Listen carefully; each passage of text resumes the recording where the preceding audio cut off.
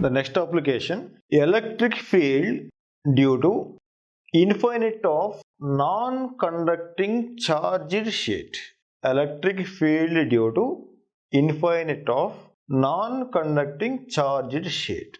Here we have to find the electric field intensity due to infinite sheet of charge.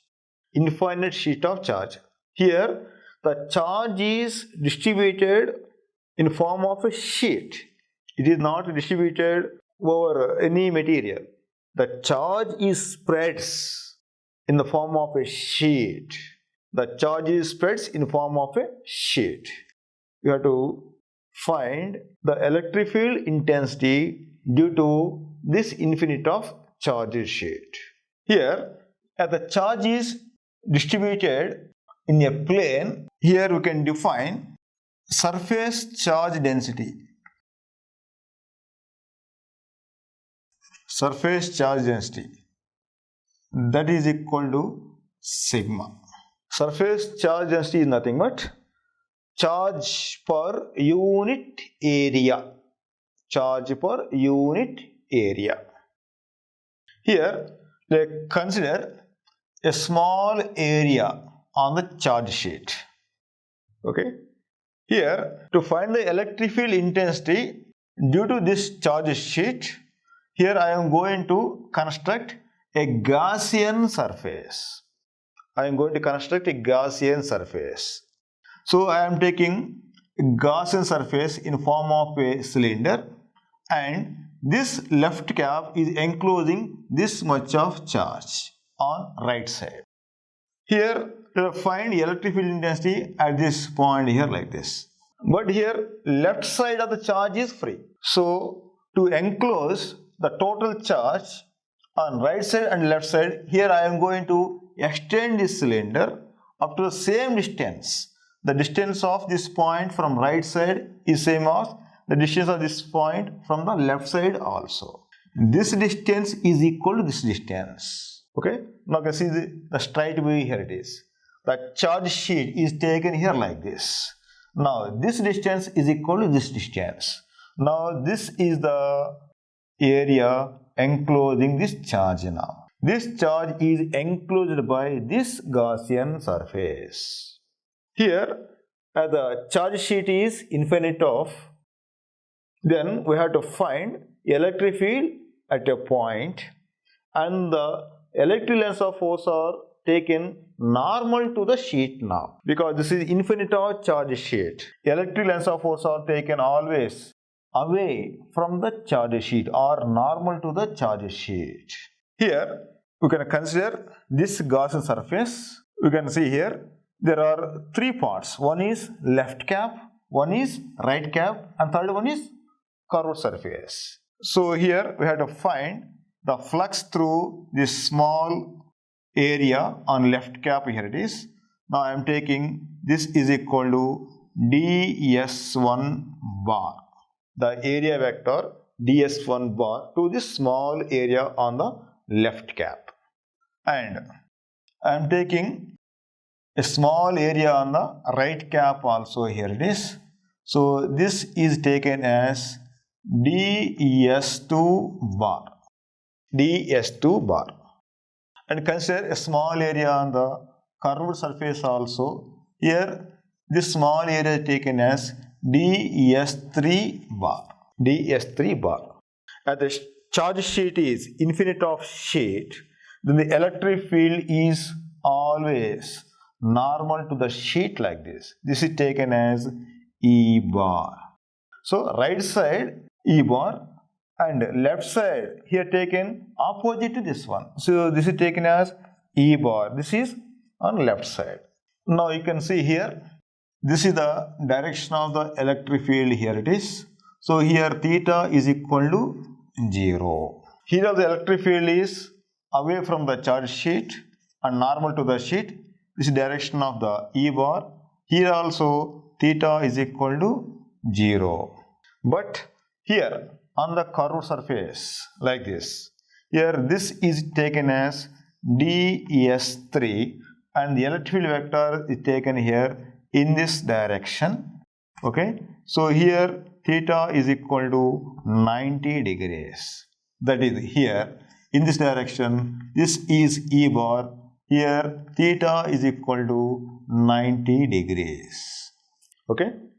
Here the charge is distributed in form of infinite of sheet. Here it is.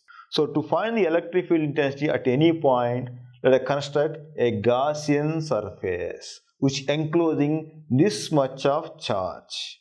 Here the charge is distributed in form of a plane. Okay, so we can define the surface charge density, charge per unit area, taken as sigma. Here I am constructing a Gaussian surface. This is the Gaussian surface.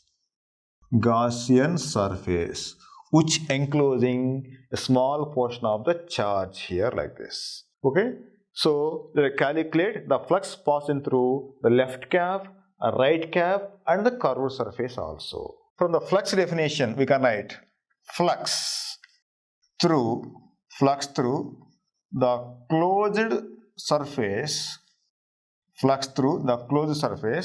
phi is equal to closed integral d phi 1 plus closed integral d phi 2 plus closed integral d phi 3. d phi 1 is flux passing through small area ds1, but integral gives flux passing through the left cap. d phi 2 is the flux passing through small area ds2. Integral d phi 2 gives flux passing through the right cap. d phi 3 is the flux passing through small area ds3. Integral d phi gives flux passing through the curved surface. Now we can write this one as d phi 1. So integral you can write this taken as E bar dot ds1 bar plus E bar dot ds2 bar plus E bar dot ds3 bar. E bar dot ds1 bar, integral E bar dot ds2 bar, integral E bar dot ds3 bar. Again we can write closed integral E ds1. Here angle between E bar and ds1 bar equal to 0. So we can write this is cos 0 plus closed integral E bar ds2 cos. Here angle between E bar and ds2 bar is 0. So we can write integral E ds2 cos 0 plus closed integral E ds3. Angle between E bar and ds2 bar is 90. So we can write this is cos 90. Therefore we can write E integral ds1 plus E integral ds2 plus 0. Here cos 0 is equal to 1. Here also cos 0 is equal to 1. But here cos 90 is equal to 0. So 0 into anything is equal to 0. We can write 0 here it is.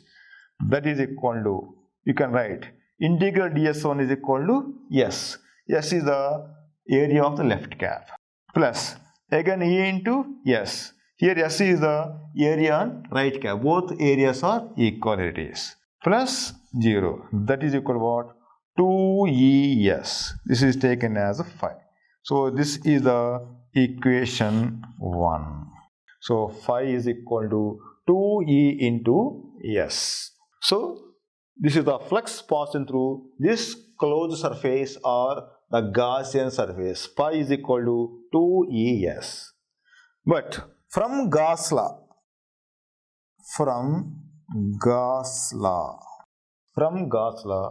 we can write the flux phi is equal to Q enclosed by this closed surface or the Gaussian surface by epsilon naught. How much charge is enclosed? Here it is. Now we can write charge enclosed is equal to charge density sigma into area S. Sigma into S. Therefore, we can write phi is equal to sigma into S by epsilon naught. This is the equation 2. Now, from 1 and 2, you can see from equation 1, phi is equal to 2E into S. And here phi is equal to sigma S by epsilon naught. From these two equations, equating both of them, here you can write from 1 and 2, here you can write 2Es is equal to sigma S by epsilon naught. So here S get cancelled. Now you can write E is equal to sigma by 2 into epsilon naught. This is the electric field intensity due to infinite of charged sheet. From these two equations, E is equal to sigma by 2 epsilon naught. Okay, here we can observe this equation. E is equal to sigma by 2 epsilon naught. It is the independent of the distance of the point. From this infinity of charge sheet, at the infinity of distance or near the sheet or closer to the sheet, the electric field intensity is same. E is equal to sigma by 2 epsilon naught. Here the electric field intensity E is independent of distance or from the sheet. So E is equal to sigma by 2 epsilon naught. Have a look.